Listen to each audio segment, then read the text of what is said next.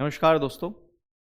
देखिए, आज हम बात करने वाले हैं कि एमपी पुलिस कांस्टेबल में या और भी किसी एग्ज़ाम में जो डॉक्यूमेंट वेरिफिकेशन होता है, एक तो वो कब होता है और डॉक्यूमेंट वेरिफिकेशन के समय हमें किस किस डॉक्यूमेंट को बनवा लेना चाहिए उससे पहले, या हमें वहाँ पर कौन कौन से डॉक्यूमेंट है जिनको ले जाना चाहिए, उनकी फ़ोटोकॉपी, ओरिजिनल, फ़ोटो कितने, सारी जानकारी आज की वीडियो में हम जानने वाले हैं। खासकर अभी हाल ही में एमपी पुलिस कांस्टेबल 2023 का फिजिकल होने वाला है, तो फिजिकल के साथ ही डॉक्यूमेंट वेरिफिकेशन होगा और डॉक्यूमेंट क्या क्या लगेंगे मेन उसकी हम बात करते हैं। आप अगर और भी किसी एग्जाम की तैयारी कर रहे हैं तो आपको अभी से किस चीज़ का ध्यान रखना है, कौन से ऐसे डॉक्यूमेंट है जो तैयार करने हैं, उस पर भी बात करेंगे। चलिए, तो एक एक कर हर बात को हम आगे बढ़ाएंगे। मैंने कुछ पॉइंट लिखे हुए हैं, हर पॉइंट को बड़े ध्यान से समझना। लगभग 20 या 21 या 22 पॉइंट है हमारे पास, उन सारे ही पॉइंट्स को हम देखेंगे। 22 के 22 डॉक्यूमेंट आपको नहीं ले जाने, मैं हर डॉक्यूमेंट के हर एक पॉइंट के बारे में अच्छे से बताऊंगा, ध्यान से सब आपको सुनना है। देखो, पहला तो फिजिकल परीक्षा के लिए आया एडमिट कार्ड या सूचना पत्र। जो आप लोगों का एडमिट कार्ड होता है जब आप रिटन एग्जाम को पास कर लेते हैं, और आपका जब फिजिकल होता है तो उसके पहले एक एडमिट कार्ड आता है, एक सूचना पत्र आता है कि आपको इस तारीख को जाना है फिजिकल के लिए। वो वाला आपको एडमिट कार्ड या सूचना पत्र वो लेकर जाना है, आपको निकलवा लेना है। पीईबी की साइट पर वो आ जाएगा, उसको आपको प्रिंट आउट करवा लेना है। उसके बाद हमारा जो main Aadhaar card, PAN card, driving licence, मतदान परिचय पत्र, कोई भी इनमें से 2 ले लो। देखो, अगर आपके पास ये ड्राइविंग लाइसेंस नहीं है ना तो लोड लेने की आवश्यकता नहीं है। हाल फिलहाल में आपके पास आधार कार्ड होगा, पैन कार्ड होगा। अगर किसी के पास पैन कार्ड नहीं है तो अभी समय है, पैन कार्ड बनवा लीजिए, क्योंकि आप जब ज्वाइनिंग करोगे उसके बाद पैन कार्ड की तो जरूरत लगेगी आप लोगों को। आपकी जो सैलरी वगैरह डलेगी तो पैन कार्ड तो आपको बनवा लेना चाहिए। अगर आपके पास नहीं है तो बन जाएगा आसानी से। बाकी आधार कार्ड सबके पास होगा, मतदान परिचय पत्र भी होगा, क्योंकि आप 18 साल के हो गए तभी आपने फॉर्म भरा होगा। तो 18 साल के अगर हो गए हैं तो आपके पास ये जो आपका वोटर आईडी होता है ये भी होगा। तो वोटर आईडी और आधार कार्ड तो लगभग आप सभी के पास होंगे, मैं ऐसा समझ रहा हूं। तो आपको वो दोनों तो ले ही जाने हैं। अगर आपके पास मान लो उनमें से किसी एक की में कोई घूम गया है या किसी कारणवश नहीं मिल रहा है, तो आप पैन कार्ड या ड्राइविंग लाइसेंस, इन चारों में से कोई भी 2 ले जा सकते हैं, कोई फर्क नहीं पड़ता। पर आधार कार्ड अगर होगा तो ज़्यादा सही रहेगा, क्योंकि हर जगह अब ये वैलिड मान रहा है। तो आप आधार कार्ड को ले जाएं, उसमें क्या होता है, आपका डेट ऑफ बर्थ भी है, नाम भी है, आपका एड्रेस भी है, तो ये ज़्यादा सही रहता है। कोई भी 2 ले जा सकते हैं, ठीक है। उसके बाद 10th की मार्कशीट। देखो, डेट ऑफ बर्थ के लिए वो 10th की मार्कशीट को लेता है। हम जब 10th पास हुए थे तो हमें लगा था कि अच्छे प्रतिशत लाएंगे, कुछ अच्छा करेंगे, लेकिन ये सिर्फ जन्म तारीख देखने के काम में ही लेता है। हालांकि इसके बहुत सारे और भी नए नए, जैसे जो वैकेंसी आती है जिसमें 10th की मार्कशीट के आधार पर डायरेक्ट ज्वाइनिंग दे दी जाती है, जैसे कि जो पोस्ट ऑफिस वाली अभी आई हुई है। तो 10th की मार्कशीट जन्म तारीख के लिए चाहिए, प्लस उसकी जो प्रमाण पत्र होता है ना, 10th के जो 2 रिजल्ट आए होंगे, एक में तो आपका अंक वगैरह लिखे होंगे कि 100 में से आपके इतने नंबर आए, और दूसरा आपका एक सर्टिफिकेट और होता है, उन दोनों की फोटोकॉपी। 12th की मार्कशीट प्लस प्रमाण पत्र, ठीक है। 12th की जो हमारी मार्कशीट है, अगर प्रमाण पत्र नहीं है तो कोई दिक्कत नहीं, 12th की जो मार्कशीट होती है उसको ले लो। अच्छा, यहाँ पर जब 10th और 12th आ गया ना, तो बहुत सारे लोग ने सिर्फ 10th कर रखी होती है, 12th नहीं कर रखी होती, तो कोई फर्क नहीं पड़ता। आपने मेन आपको 10th चाहिए, 10th आपके पास होगी तो चल जाएगा। अब 10th के बाद अगर आपने 12th नहीं की है तो कोई दिक्कत ही नहीं है। 12th की है तो 12th की मार्कशीट लगा दो, 12th का अगर रिजल्ट आ गया है तो वो लगा दो। अगर 12th के बाद आपने अगर ग्रेजुएशन कर लिया है तो ग्रेजुएशन की जो आपकी सारी सेमेस्टर वाइज जो रिजल्ट होते हैं वो लगा दो। सेमेस्टर वाइज ध्यान रखना, आपका अगर कुछ साल पहले अगर डिग्री की होगी तो आपका सेमेस्टर वाइज होगा। सेमेस्टर मतलब 6-6 महीने में परीक्षा होती थी, हर साल में 2 सेमेस्टर होते थे, तो सेमेस्टर वाइज आपको डिग्री लगानी, सेमेस्टर वाइज आपको रिजल्ट लगाना है। अगर आपने कुछ समय बाद अगर ग्रेजुएशन किया होगा तो आप ईयरली हो गए होंगे, मतलब आपको 1 साल में एक ही परीक्षा होती थी, 3 साल की 3 परीक्षा, 4 साल की 4 परीक्षा, तो उस हिसाब से आप 12th की मार्कशीट को लगा सकते हो। उसके बाद स्नातक परीक्षा की मार्कशीट सेमेस्टर वाइज या वार्षिक जो आपने दिया है उस हिसाब से। अगर आप ईयरली थे, ईयरली आपकी एग्जाम हुई है तो आप ईयर वाली जो मार्कशीट है वो लगाओ। सेमेस्टर में अगर आपकी एग्जाम हुई है तो semester wise, first semester, second semester, third, उसके बाद 4th, 5th और 6th। उसके बाद सबसे लास्ट में आपको डिग्री भी चाहिए। अगर आपके पास डिग्री आ गई है तो डिग्री भी लगाओ, नहीं आई है तो आप अप्लाई कर दीजिए, आ जाती है 10-15 दिन में, तो आप डिग्री को भी लगाइएगा। स्नातकोत्तर अगर आपने किया, अगर आपने मास्टर डिग्री कर रखी है, MA MCA MB जो भी है, तो वो मास्टर डिग्री की आप यहाँ पर रिजल्ट या उसका जो मार्कशीट है वो लगाओ। अगर उसके बाद और भी आपने कोई कंप्यूटर से डिप्लोमा कर रखा है या और कोई चीज़ है, अब वो भी लगा सकते हो। ये कंपलसरी नहीं है, अगर आपने किया हुआ है तो आप लगाइए। बाकी आपको मेन तो 10th की चाहिए। लेकिन अगर कोई ऐसा सोच रहा है कि सर मैंने 10th पास की है और मैं ग्रेजुएशन भी कर लिया हूं, लेकिन अब मैं खाली 10th की ही लगाता हूं, 12th और ग्रेजुएशन नहीं लगाऊंगा, तो भी गलत है। अगर आपने डिग्री की है, 10th किया है, 12th किया है, तो वहां तक लगाओ, ग्रेजुएशन किया है तो वहां तक लगाओ। ये अलग बात है अगर ग्रेजुएशन का रिजल्ट ही नहीं आया, अगर आप अभी हाल फिलहाल में 3rd सेम में है मान लीजिए, अब आपके अगर 3rd सेम में है तो पूरा आपका ग्रेजुएशन कंप्लीट ही नहीं हुआ, तो आप 12th तक मान्य है, तो 12th तक लगा दीजिए, है ना। चलिए, तो ये भैया BSc BCom वाले जो अपने स्नातक डिग्री हैं, स्नाकोत्तर वाले हैं जिन्होंने मास्टर डिग्री कर रखी है वो लगाएं। चलिए, इसके अलावा हमारा मेन एक होता है जाति प्रमाण पत्र। ये उनके लिए होता है जो OBC ST SC और EWS वाले हैं, उनके लिए जाति प्रमाण पत्र लगाना है। और ध्यान रखिएगा, जाति प्रमाण पत्र अभ्यर्थी के नाम का होना चाहिए। जैसे मेरा नाम है पवन पाटीदार, तो मेरा जाति प्रमाण पत्र मेरे ही नाम का लगेगा। कुछ साल पहले हुआ करता था जो एक फॉर्मेट बनता था जाति प्रमाण पत्र, वो ओल्ड पैटर्न में, वो नहीं लगाना है, डिजिटल वाला लगाना है, क्योंकि अब नया बनने लग गया है। जिसके पास नहीं हो वो बनवा लीजिए, ठीक है। ये बन जाते हैं आराम से, आसानी से। अगर नहीं बन पाए तो आप 181 जो 181 होता है उस पर कॉल करके भी बनवा सकते हैं।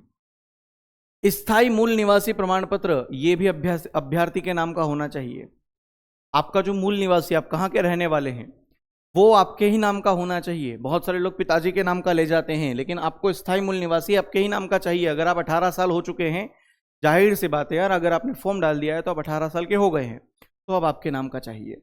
आय प्रमाण पत्र, देखो भैया आप जॉब करने जा रहे हो, अभी आपकी आय शुरू नहीं हुई है, तो आपका आय प्रमाण पत्र नहीं लगेगा।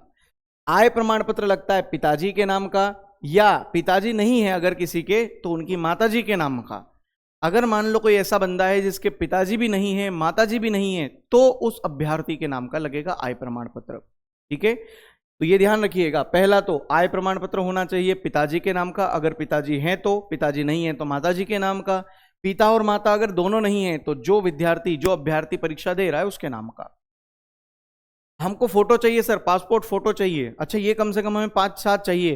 5-7 इसलिए चाहिए क्योंकि अलग अलग जगह हमें यूज हो सकता है इसका, तो आप 5 से 6 या 7 फोटो निकाल के ले जाएं, क्योंकि इंपॉर्टेंट होता है।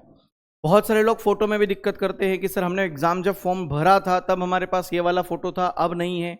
अगर आपके पास एक भी वो वाला फोटो है तो पहली प्रायिकता तो ये रखिए कि आप उसी को ले जाएं। पहली प्रायोरिटी में तो आप उसी फोटो को निकलवा लो।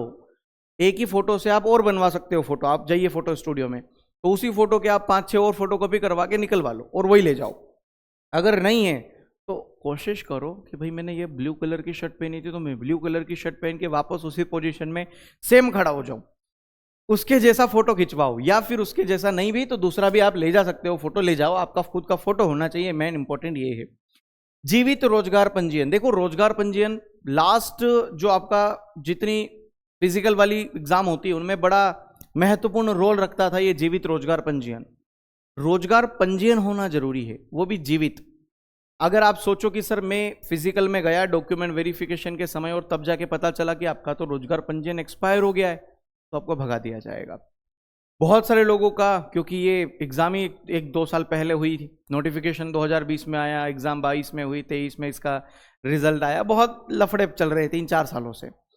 तो कहने का ये मतलब है कि जिसने 3 साल पहले रोजगार पंजीयन बनाया होगा, जाहिर सी बात है उसका एक्सपायर हो गया होगा या किसी ने रिन्यूअल करवा लिया होगा।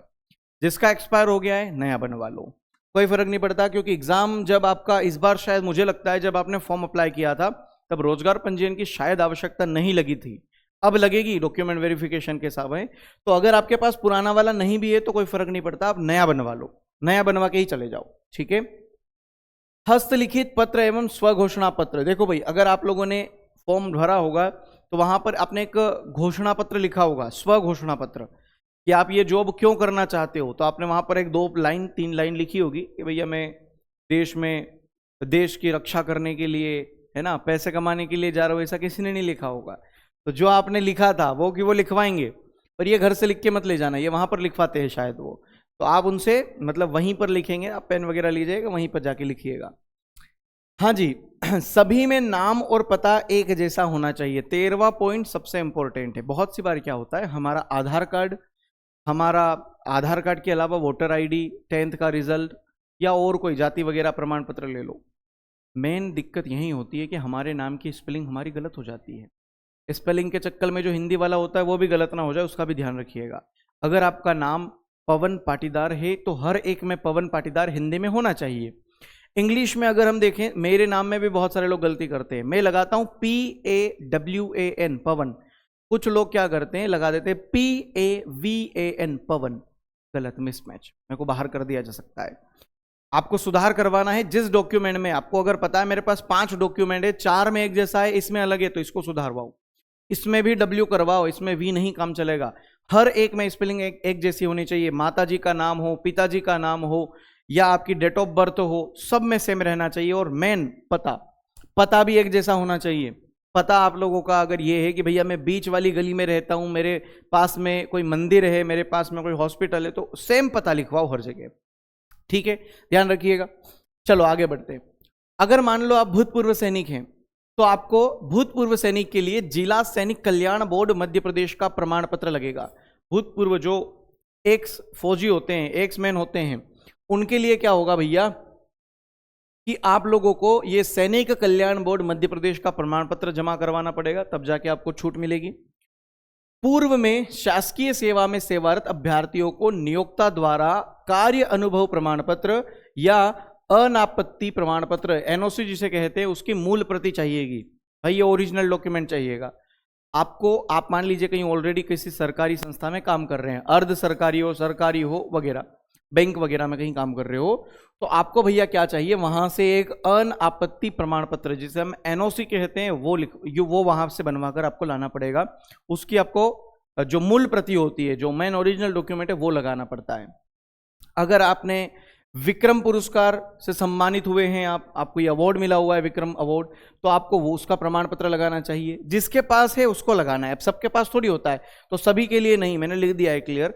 जो भैया बहुत अच्छा खेलता है, जिसको ये अवार्ड मिला है, हो सकता है इस अवार्ड की वजह से किसी को अगर कोई बेनिफिट हो, तो आपको वो लगाना चाहिए, ठीक है। तो विक्रम पुरस्कार संबंधित जो आपका प्रमाण पत्र है वो आपको लगाना है, सबके लिए नहीं है, जिसके पास होगा वही लगाएगा। अगर आपने अंतरजातीय विवाह किया है, अंतरजातीय विवाह संबंधित प्रमाण पत्र होता है, वो लगाना है। अगर आपकी शादी हो गई, आपने अंतरजातीय विवाह किया है, तो आपको वो लगा लेना है, उसका प्रमाण पत्र। विवाहित अभ्यर्थी को अपने बच्चे का जन्म प्रमाण पत्र लगाना है। मान लीजिए आपकी शादी हो गई, तो आपको वहां पर बताना पड़ता है कि आप मैरिड हैं, अनमैरिड है। जब आपने फॉर्म भरा होगा तब बताया होगा। मान लीजिए आपने जब फॉर्म भरा तब आपकी शादी नहीं हुई, 2-3 साल बीच में हो गए, आपके बीच में शादी करवा दी घर वालों ने, अब आप तो मैरिड हो गए, तब तो आप अनमैरिड थे, इससे कोई फर्क नहीं पड़ता। लेकिन अब जब आप जाओगे डॉक्यूमेंट वेरिफिकेशन के समय, तो वो भी समझते हैं इस बात को कि 2-3 साल पहले भैया इस बंदे की शादी हुई थी, ना हुई थी, बच्चा हुआ था, ना हुआ था। लेकिन अब जब आप डॉक्यूमेंट वेरिफिकेशन के टाइम जाओगे और मान लो आपकी शादी हो गई, तो आपको बताना है भैया ये मेरा मैरिज सर्टिफिकेट है। अगर आपका बच्चा हो गया है, तो आपको उस बच्चे का जन्म प्रमाण पत्र देना है कि मेरा बच्चा हुआ है और ये मेरे बच्चे का जन्म प्रमाण पत्र है। क्योंकि सरकार की एक योजना है कि अगर आप सरकारी नौकरी की तैयारी कर रहे हैं या सरकारी नौकरी में जाना चाहते हैं और अगर आपके 2 बच्चे से ज़्यादा बच्चे हैं, तो आपको सरकारी नौकरी नहीं मिलेगी। तो 2 बच्चे होने चाहिए, है ना। तो जरूरी नहीं है भाई किसी का 1 हो तो 1 भी बता सकता है, लेकिन 2 से ज़्यादा अगर हुई तो फिर प्रॉब्लम हो जाएगी। चलिए आगे चलते हैं। जो विधवा महिलाएं हैं उनके लिए भैया उनके पति की मृत्यु का प्रमाण पत्र जो होगा वो लगाना पड़ेगा, हो सकता है उससे कुछ छूट मिले। तलाकशुदा महिलाओं को न्यायालय का जो प्रमाण पत्र होता है, जो डिवोर्स होता है, नोटिस डिवोर्स का जो सर्टिफिकेट होता है, वो आपको लगाना पड़ेगा, उससे आपको छूट मिल सकती है। अच्छा ये बात ध्यान रखिएगा, OBC ST SC वर्ग के अभ्यर्थियों के लिए किराया प्रतिपूर्ति हेतु बैंक खाते की पासबुक की फोटोकॉपी चाहिए। अगर आप OBC वाले हैं, ST वाले हैं, SC वाले हैं, तो आप लोगों को फिजिकल के लिए जब आप जाओगे ना और आओगे ना, तो आपको किराया भत्ता दिया जाएगा, आपको किराया भी दिया जाता है। तो उस किराए के लिए आपको खाली वहां पर बैंक खाते की जो आपका बैंक है, जो भी आपका बैंक है, उसकी पासबुक की फोटोकॉपी लगाना है, तो आपका जो किराया होगा ना वो आपको दे दिया जाएगा। कंप्यूटर संबंधित ज्ञान का अगर आपके पास अनुभव है तो आपको इसका प्रमाण पत्र लगाना है। भाई आपके पास अगर कोई डिग्री है, डिप्लोमा है, वो लगाना है, लगाओगे तो अच्छा है, कहीं ना कहीं आपके बड़ा काम आएगा। आधार नंबर ब्लॉक ना कर दिया हो, इसका सबसे ज्यादा इंपॉर्टेंट रखिएगा। आप जाना, देखो आजकल हर चीज आधार से जुड़ गई है। आधार कार्ड का नंबर डालते ही हमारे पास एक ओटीपी आता है। ओटीपी नहीं आ रहा है मतलब हमारा वहां पर आधार कार्ड में मोबाइल नंबर जुड़ा हुआ नहीं है, तो आपको उसको जुड़वाना चाहिए। आधार कार्ड ब्लॉक ना हो गया हो, उसका ध्यान रखना है। अच्छा, एक बात और, जब आपका कुछ दिन पहले फिजिकल के लिए जो नोटिस आया था, आप लोगों ने ये पढ़ा होगा, मैंने ही बताया था वीडियो बनाकर आप लोगों को तो भैया इसमें क्लियर कहा गया था कि भैया आरक्षक जीडी और रेडियो के लिए 7,411 जो पद हैं, इनमें जो आपकी 800 मीटर की दौड़ होगी, लंबी कूद होगी, गोला फेंक होगा, ये आपका 23 सितंबर से शुरू हो रहा है और 9 नवंबर तक इसकी जो फिजिकल है वो चलेगा। तो इस बीच में कुछ छुट्टियां थी, छुट्टियों के अलावा हमें यह भी बताया गया था भैया, देखो यहां पर लिखा हुआ है क्लियर कि ऑनलाइन परीक्षा में सफल उम्मीदवार के लिए मध्य प्रदेश कर्मचारी चयन मंडल भोपाल द्वारा वेबसाइट पर सूचना पत्र जारी किए जाएंगे। ठीक है, पीईबी की वेबसाइट पर आप लोगों का नोटिस आएगा कि आपका फिजिकल के लिए आप लोग भैया आपका कब है या आपको क्या क्या लेकर जाना है, आपका जो एडमिट कार्ड है वो भी आएगा, जिसे डाउनलोड कर निर्धारित शारीरिक दक्षता परीक्षा स्थल पर लाना अनिवार्य है ना, वही एडमिट कार्ड ले जाना है। सभी उम्मीदवारों को उनकी निर्धारित दिनांक को ही पहुंचना है। उम्मीदवार को शारीरिक दक्षता परीक्षा के लिए जो दिनांक या स्थान सूचित किया जा रहा है उस पर, यहां पर मैं देख तो नहीं पा रहा हूं लेकिन लास्ट वाली लाइन में लिखा है कि कोई परिवर्तन नहीं किया जाएगा, इसलिए आपको उसी समय और उसी दिनांक पर उस जगह पहुंच जाना है। अगर आप नहीं पहुंचते हो तो आपका जो फिजिकल है वो फिर रद्द कर देंगे। ठीक है, यहां पर दिया गया है भैया कुछ केंद्र हैं, 10 केंद्र थे और 10 इनके ग्राउंड के नाम थे, जो आपको मैंने पहले ही बता दिया था। मेन बात यहां पर यह थी कि शारीरिक दक्षता चयन के विभिन्न चरणों के आधार पर ई-केवाईसी सत्यापन कराया जाएगा। अतएव अपना आधार कार्ड साथ लेकर आए, आधार कार्ड साथ ले जाना है और साथ ही अभ्यर्थी को सुनिश्चित करें कि उनका आधार नंबर उनके द्वारा ब्लॉक तो न कर दिया गया है, यह ध्यान रखना है। ब्लॉक अगर हो जाएगा तो फिर वहां हो सकती है आपको प्रॉब्लम। ठीक है, चलिए बाकी लिखा हुआ है कि साथ ही साथ दस्तावेज परीक्षण हेतु उम्मीदवार को आवश्यक समस्त मूल प्रमाण पत्र एवं उनकी स्वयं प्रमाणित छाया प्रति साथ लेकर उपस्थित होना है। भैया क्या लिखा है, समस्त मूल प्रमाण पत्र एवं उनकी स्वयं प्रमाणित छाया प्रति, ओरिजिनल डॉक्यूमेंट और उनकी फोटोकॉपी भी आपको वहां पर ले जाना है। ठीक है, चलिए तो ये हमारी एक छोटी सी जानकारी थी जिसमें मैंने आपको पूरा बताया कि अगर आपके डॉक्यूमेंट तैयार नहीं है तो डॉक्यूमेंट तैयार करवाओ। इन डॉक्यूमेंट में हमें सबसे ज़्यादा इंपॉर्टेंट अभी हाल फिलहाल में अपडेट करवाने की ज़रूरत है। आज ही जाओ अपनी फाइल को निकालो, सारे डॉक्यूमेंट चेक करो, नाम, मोबाइल नंबर, ईमेल आईडी, आपका पिताजी का नाम, माताजी का नाम, डेट ऑफ बर्थ, स्थान, पता जो हमारा होता है वो सब में सेम है कि नहीं, किसी में गड़बड़ी तो नहीं है। गड़बड़ी हो तो उसको आप जल्दी से चेंज करवाओ, सही करवाओ, समय है अभी आपके पास।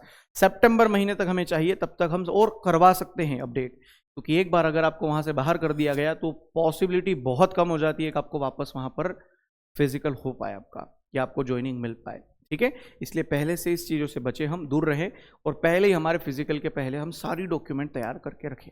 ठीक है, रोजगार पंजीयन नहीं है, एक्सपायर हो गया है, वापस से बनवा लो। ठीक, कोई जानकारी है जो अधूरी रह गई है कमेंट कर दीजिएगा, जवाब देने की मैं कोशिश करूंगा। बाकी मिलते हैं आप लोगों से नेक्स्ट क्लास में। बाय बाय, जय हिंद, टेक केयर।